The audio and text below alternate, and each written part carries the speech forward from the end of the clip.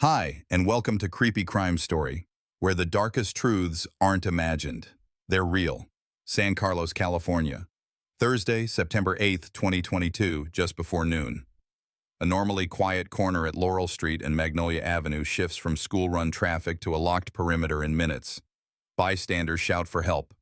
911 lights up. Deputies arrive, secure the curb lane, and start a single timeline that will steer everything that follows. The victim is identified as Karina Castro, 27, a mother of two who lives steps from where the incident is reported. First responders keep their language plain and their movements efficient. Check pulse, confirm unresponsive, expand tape, route traffic. A supervising deputy calls for the coroner, notifies detectives, and logs witness names with contact numbers. The earliest entries in computer-aided dispatch pin the event to late morning. The phrase "within minutes" isn't a flourish here, it's a clock. What stands out at once are the quiet anomalies. This is a street scene in broad daylight, not a break-in. There's no forced entry to process, no door splinters or window pry marks, no indoor ransack to photograph. The victim's two children are inside the nearby apartment with adults, accounted for and physically safe. The weapon is not lying in the roadway. That absence matters. It shapes where investigators look next and prevents an early, easy story from hardening into the wrong narrative. Witness triage happens right on the sidewalk. A deputy separates those who say they saw the assault from those who arrived seconds after. Another officer pulls a quick perimeter map on a clipboard. Southbound vehicles blocked. Businesses along Laurel flagged for camera checks. Cross streets noted. If you've watched enough cases go sideways, you know why the first 30 minutes matter. Because later, memory bends. The record won't. Medics step back as detectives step in. Photographs lock the scene as found. Stain positions, footwear impressions near the curb, the victim's position relative to the crosswalk paint, and a quick weather notation. Clear skies, good visibility. Detectives mark a small number of items with evidence tense, careful not to suggest meaning before lab work. The words are clinical for a reason. This is a homicide crime scene. Correctness outranks drama. On the far edge of the block, patrol detains a man who matches witness descriptions. He's separated from the bystanders and transported away from the scene for safety and processing. No name here. The focus now is chain of custody and the physical record. A senior detective notes a simple instruction that will define the next hours. Find the weapon. That directive will push the canvas beyond the intersection, out toward parked vehicles, storefront DVRs, and any automated plate readers within reach. If you're seeing a pattern, you're supposed to. The investigation is being built in layers: time, place, and what is not present. In towns like this, violence doesn't just shock. It interrupts routine so abruptly that small details turn crucial. The team knows better than to fill gaps with guesses. The facts, not emotions, will carry this case. The transfer from curb to coroner is procedural, not dramatic. A deputy signs over custody. The stretcher moves only after photographs, measurements, and identifiers are logged. Evidence tags match the scene ledger. Zip, seal, label. Every closure carries a number that will be audited later. The point is simple. The body itself is a scene, and it must arrive at the morgue in the exact condition responders documented. At intake, the coroner's team records basics first: date, time, receiving personnel, seal integrity. Exterior clothing is photographed front and back on a stainless table, then dried if necessary and packaged separately in paper, not plastic, to preserve microscopic trace. Items that could bear transfer, fibers, residues, tissue, are isolated and labeled. A swab kit is opened with gloved hands. Control swabs are taken before contact swabs.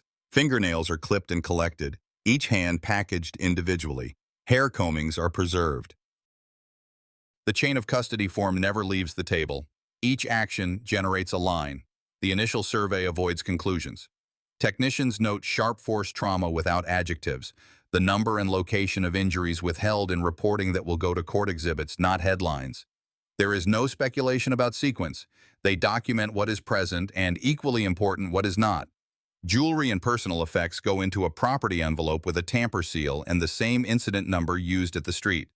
The consistency of those numbers is an anchor. If one digit breaks, defense will pull on it.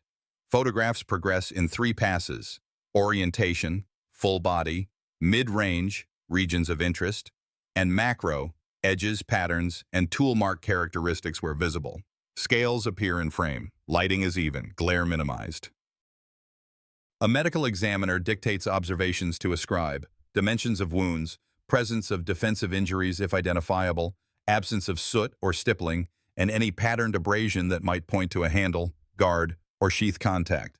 None of this is published language. It is the language of court. Internal examination follows consent and statutory requirements. Blood, vitreous, and urine are pulled for toxicology panels. Results will rule out or confirm substances, not to judge the victim, but to prevent misinterpretation of behavior and timing.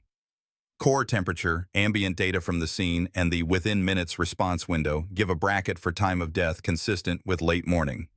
That bracket will later be tested against call logs, carrier records, and any camera timestamps. A cross-check that strengthens or weakens a case. Clothing cuts, if needed, are documented so defense cannot argue contamination. If a blade penetrated fabric, the cut edges are photographed and preserved for possible tool mark comparison. The lab will try to align fibers or microstriations with the recovered weapon once it's booked. To avoid bias, technicians record fabric features without assuming a match.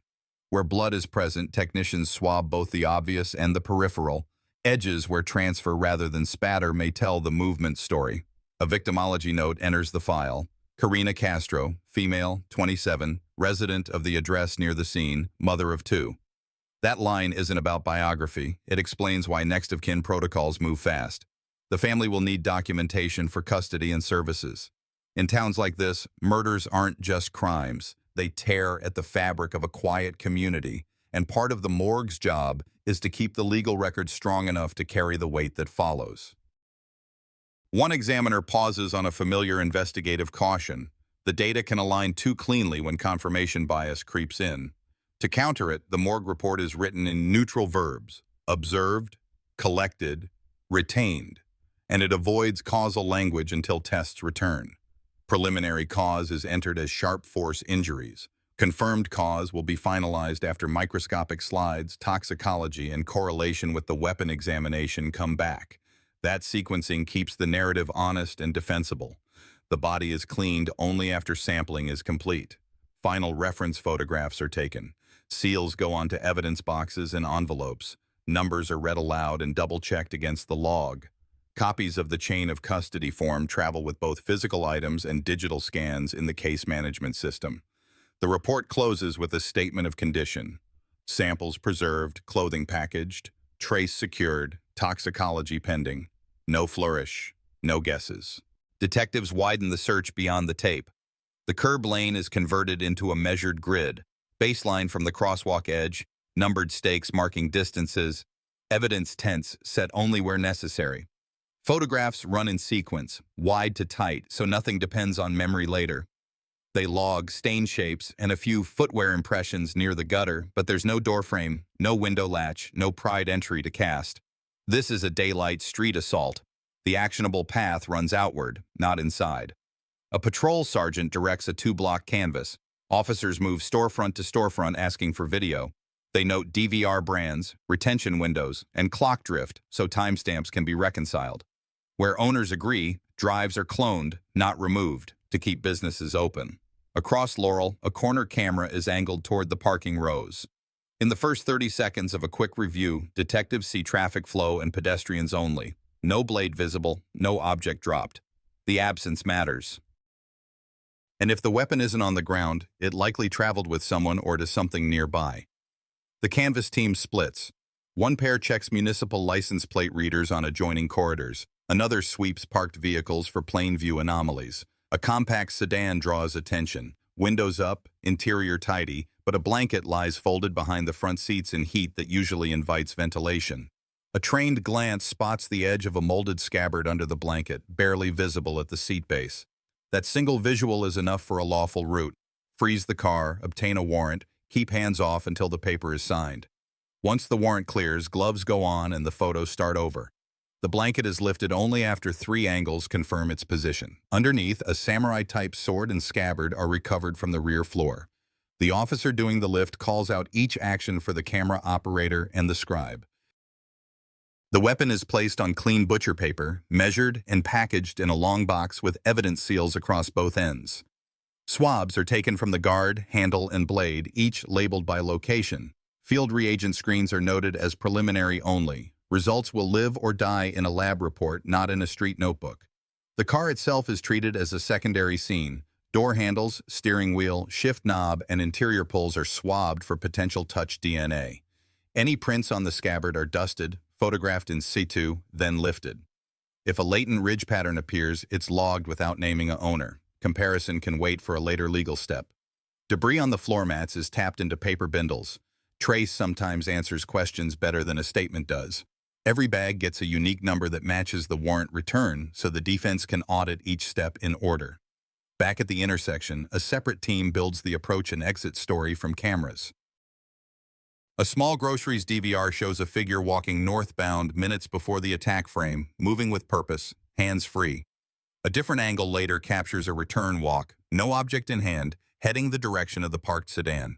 Those clips don't prove what was carried when. They prove timing and direction the lab can align to phone metadata and dispatch logs in the next phase. In towns like this, murders don't just make headlines, they disrupt routines. The grid and the clips are how you put order back. A quick chain of custody audit happens before anything leaves. The sword box is sealed and signed. The vehicle swabs and lift cards go into a rigid case. The DVR clones are hashed and logged so authenticity can be verified later.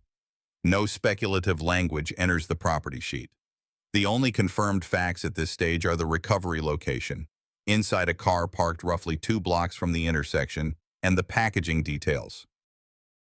Whether biological material is present and whose it is will be answered by serology and DNA. Whether any prints match a known person will be answered by comparison, not by guess. By sundown, detectives have 3 pillars to hand to the lab: the weapon in a sealed box, the vehicle's interior swabs and lifts, and synchronized video clips establishing approach and retreat in the same corridor where the car was found. It's not a confession, and it isn't theater. It's what holds up when challenged. With the weapon sealed and the car logged, the next moves happen on screens and servers. Investigators start with what never lies: clocks. Dispatch entries give a late morning anchor. Every other time source is forced to meet that line. A detective collects storefront DVR exports from the Laurel and Magnolia corridor, then corrects clock drift by matching a passing bus and the exact second its route number appears in 2 frames.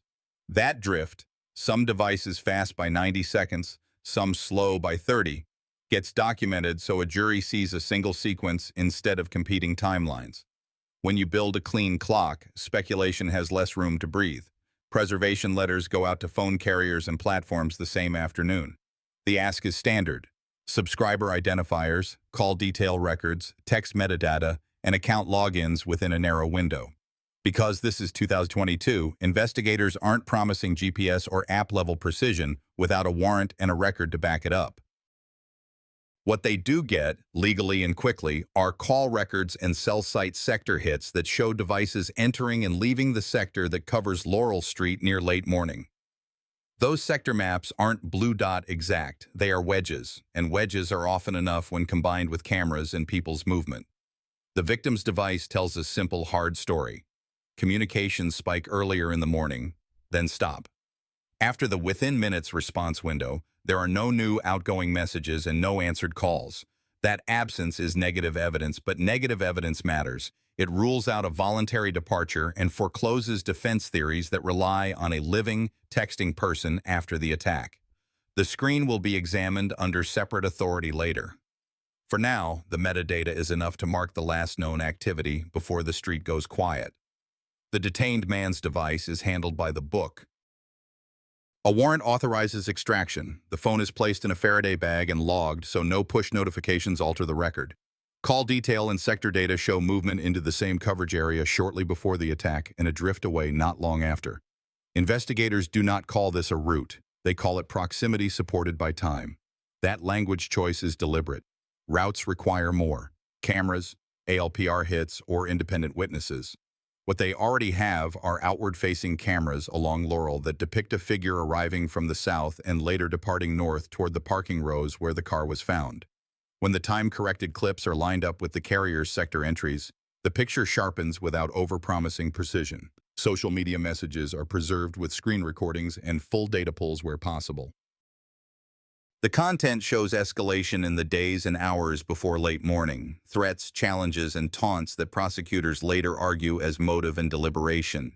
Defense will attack context and authorship, who typed what, who meant what, but preservation matters because ephemeral content can vanish by sunset. Investigators capture not only the messages but the platform metadata, account handles, device types, IPs associated with logins. Each artifact is hashed and booked like any physical exhibit. In a crime like this, the digital trail is often the only record of a storm building out of sight. ALPR queries on feeder streets return a small number of plates that appear near the time windows established by the corrected cameras. One plate matters more than the rest. It belongs to the same compact sedan that held the sword. That correlation is logged as working evidence. It needs the DMV record, the owner tie, and, if the court allows, the link to the detained man's known movements from employment or residence. Investigators avoid cross-contaminating sources. The ALPR hit stands on its own page, the camera clip on another, the carrier wedge on a third. Later, a timeline board will align them. For now, clean lanes keep defense from arguing the data was fused first and questioned later. A senior analyst drafts a one-page narrative that reads more like a ledger than a story. It lists the anchor stamps, the corrected DVR offsets, the sector hits, and the message preservation times. The write-up includes one caution you see in disciplined work. The data align cleanly. Correlation does not equal causation. That isn't a hedge, it's protection from confirmation bias. Good files survive cross-examination because they leave room for what the lab and the courtroom will later confirm. By evening, detectives have a digital spine to carry forward. They can show what happened within minutes of the first 911 calls and what didn't happen afterward. They can show a person sized and shaped like the detained man moving toward the corridor before the attack and away not long after. They can show the weapons car captured by an automated camera in the same block where the sword was found. None of that is a confession. It is chronology, stronger than memory and easier to defend. We should say out loud what this kind of work is trying to protect. Families need answers they can trust. Clean clocks and careful warrants are part of that promise. When you strip out the noise, you leave something communities can stand on after the worst day. With the digital spine in place, detectives sit people down and let the record do the work. The earliest accounts come from pedestrians and nearby workers. Each statement is taken separately, on audio, with time noted. Investigators avoid leading prompts and use the same core questions: where the witness was standing, where eyes were fixed, what movement they saw first, and what they did next. The reliable parts converge: late morning, sudden violence, a blade-like object, a quick departure on foot toward the parking rows. The outliers stay in the margins. That's standard. Street events are chaotic, and good files separate overlap from echo. A central claim emerges from the detained man's side: self-defense. Counsel signals it early and more than once, suggesting the victim may have had a smaller knife. Detectives do not argue. They check. Scene logs contain no roadway recovery of a second weapon, and the first officers on tape call out exactly what they don't see. That absence becomes negative evidence and is flagged for the prosecutor as a point that can be tested in court against any later assertion. Interview technique stays tight.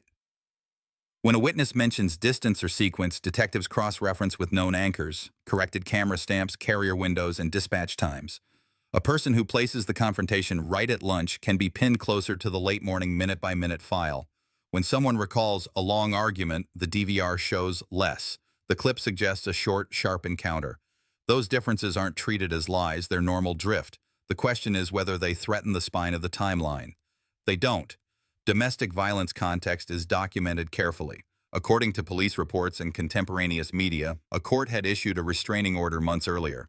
Investigators record that fact, note service and scope, and move on. The purpose here isn't to inflame, it is to log a legal boundary that existed before late morning and may speak to motive or premeditation later. Anything beyond the order's text stays out of the interview room.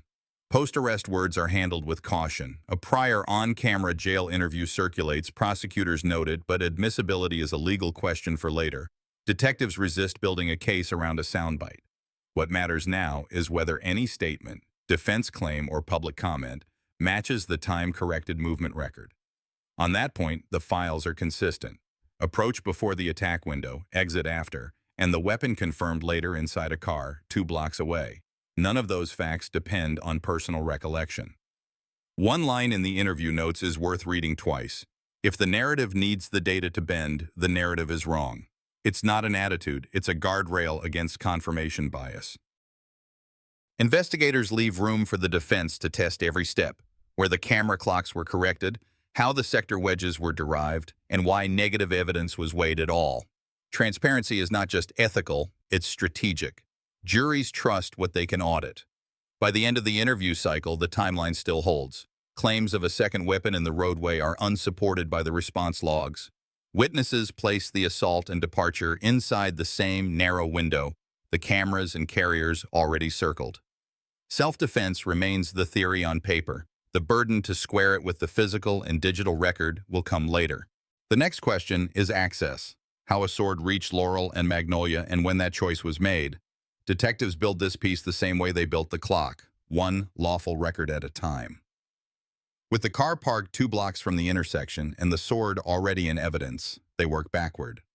Warrant returns cover recent communications, platform logins, and carrier windows to see whether any message references a weapon or retrieval. The preserved threads from days and hours before late morning show hostility and provocation.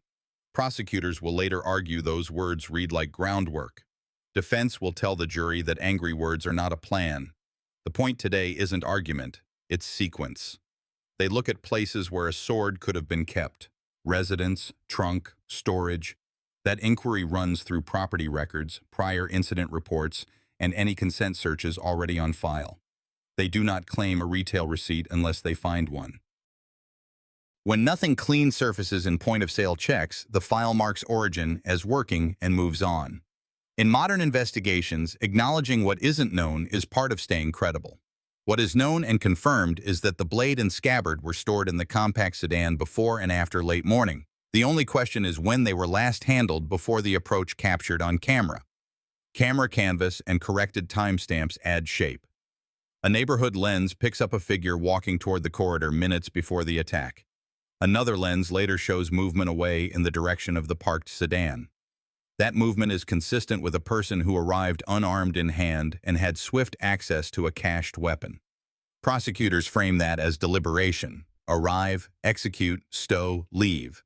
Defense frames it as panic and flight. The file sticks to what can be timed. Investigators compare the arrival window to any obligations that morning, work schedules, appointments, deliveries. A mid-morning gap appears where the detained man's device is not anchored to employment or an appointment.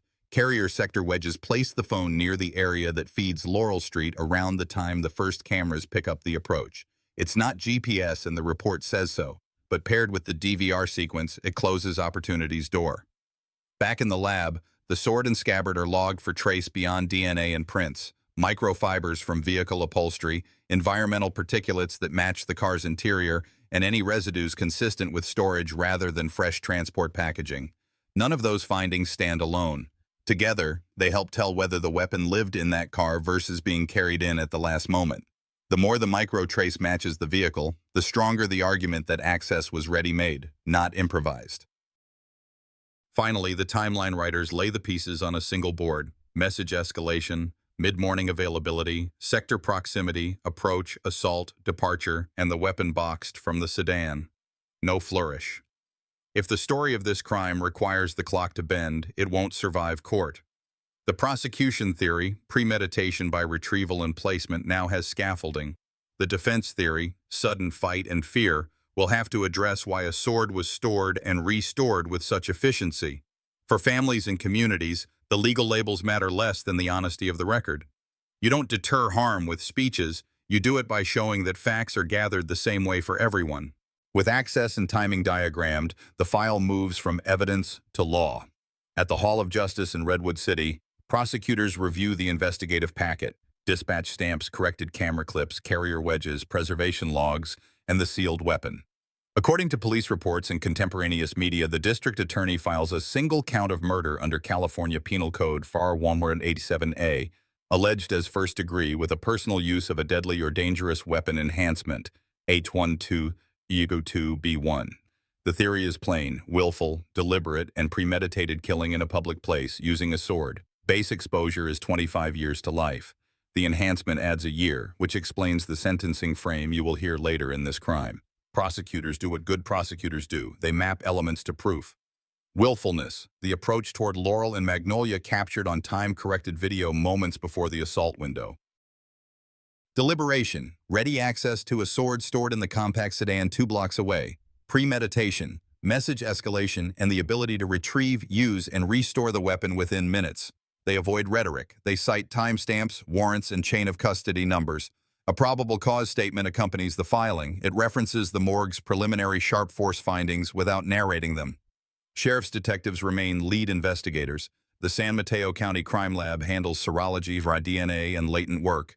The California DOJ lab is available for confirmatory testing if needed. Victim Services is engaged for family notifications and court support. Child welfare interfaces are noted for the care of the victim's 2 children. Those entries are administrative, not argumentative, but they matter for a system treating people as more than exhibits. On the defense side, counsel preserves all objections, challenges to the weapon warrant, camera clock drift corrections, and the scope of digital extractions. A standard discovery schedule is set. If a competency screening is requested, it's recorded as a procedural step, not a verdict on sanity or intent. The open question at this stage is not guilt, it's what the jury will be permitted to hear and in what order. Interagency coordination stays local and linear. There is no extradition, no federal overlay, no Interpol notice. The coordination that matters is between patrol, detectives, the labs, the DA's office, and the court. Each handoff is documented. Each item of evidence is where the property sheet says it is. When timelines are tight and emotions are raw, boring paperwork is what keeps a file upright. The charging memo closes with the backbone the jury will eventually see: a late morning corridor, a detained defendant, a sword recovered from a car 2 blocks away, digital movement that brackets the moment, and preserved messages that prosecutors say provide motive and state of mind. Self-defense remains a claim on paper. Its weight will be measured against the unified timeline, the morgue confirmation, and the lab's trace story. The next phase decides what actually reaches 12 people in a box. From charging to courtroom, what reaches 12 citizens is decided before a single juror sits. Pretrial begins with suppression and foundation. According to court filings and contemporaneous media, the defense challenges 3 pillars: the vehicle warrant that led to the sword, the reliability of corrected surveillance times, and the scope of digital extractions. Detectives testify to probable cause for the car search. The judge finds the warrant supported and the property chain intact. On video, the court holds a foundation hearing. The time drift method, matching a bus identifier across cameras and locking it to dispatch time, is explained on the record. The judge admits the clips with a caution that timestamps are demonstrative, not absolute. For the carrier data, the court allows call detail and cell site records with a limiting instruction. Wedges show proximity, not GPS-level precision. Portions of social media messages are authenticated and admitted to show context and state of mind. Inflammatory fragments are excluded. The defendant remains in custody pending trial. No federal or interagency issues are in play. The file stays local and linear. When openings start, prosecutors promise a simple sequence supported by clocks. Approach within minutes of late morning on September 8, 2022. A sharp force assault at Laurel and Magnolia. Departure toward the parking rows. A sword, later recovered from a compact sedan 2 blocks away. Communications from the victim that go dark and stay that way. They remind jurors this is a crime, not a puzzle. Proof comes from records you can audit. The defense frames the case as sudden violence, not planning, and signals self-defense. The state calls first responders to anchor time and scene control. Jurors see what isn't there. No forced entry because this is a street assault. No second weapon recovered from the roadway. A detective walks through the canvas that put the sword in the sedan and shows seals, barcodes, and property tags tracing the weapon from sidewalk to courtroom. A forensic tech explains how micro-trace can indicate storage in that car rather than a last-minute carry. The point isn't flourish, but fit. Does what's on the blade and scabbard match the car that held it? The medical examiner testifies to sharp force injuries and to the timing that aligns with late morning. Jurors hear that the manner of death is homicide. Video evidence is presented with the clock caveat the judge already imposed. The jury views a figure matching the defendant's build arriving from the south corridor and leaving north toward the parking rows, lined up against dispatch entries so the timestamps don't compete. ALPR entries place the compact sedan on the block near the window when the car would have been parked. Carrier records depict the defendant's device entering the sector that covers Laurel Street before the attack window and moving away not long after. The analyst repeats the instruction. Sectors are wedges, not blue dots. The victim's phone shows a normal morning that ends abruptly. The absence of post-incident activity is negative evidence, but it matters because it excludes a living, texting person after the attack. Social media threads are read sparingly and kept to authenticated segments. According to the admitted exhibits, prosecutors argue the tone escalated in the days and hours beforehand. Taunts, anger, and threats that, taken with ready access to a sword, show deliberation. The court instructs jurors they may consider the messages for context and state of mind, not to prove bad character.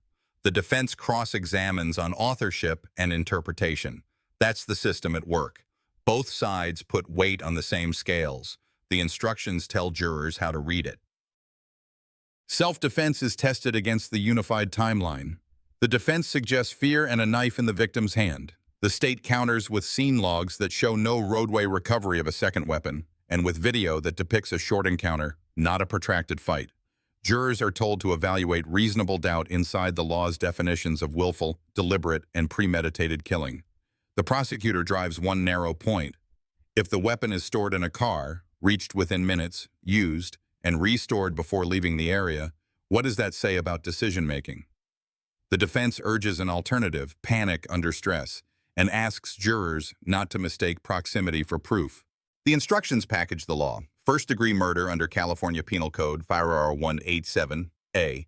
A weapon use enhancement under FIRR 12022B1. How to treat negative evidence, how to weigh expert testimony on video timing and digital records. Jurors deliberate on elements, not outrage. They have a clean clock, a sealed weapon, digital wedges with limits, authenticated messages with limits, and testimony that keeps each lane separate. Verdict arrives in November 2023, guilty of first-degree murder. Sentencing follows in January 2024 at the Hall of Justice in Redwood City. The court imposes the statutory term that tracks the filing and enhancement. Families speak briefly, the record stays focused on law and consequence. Communities often want speeches at the end of a case. The better promise is consistency. When a file shows its work, how cameras were corrected, how a warrant was justified, how a phone silence was weighed, people can see why a result stands. That is how you honor a victim without turning sorrows into spectacle. It keeps the next file honest too. Guilty. Sentenced to 26 years to life. As I close this case, I can't help but think about what it teaches us. Violence between partners is not just another crime statistic. It's a wake-up call for every community.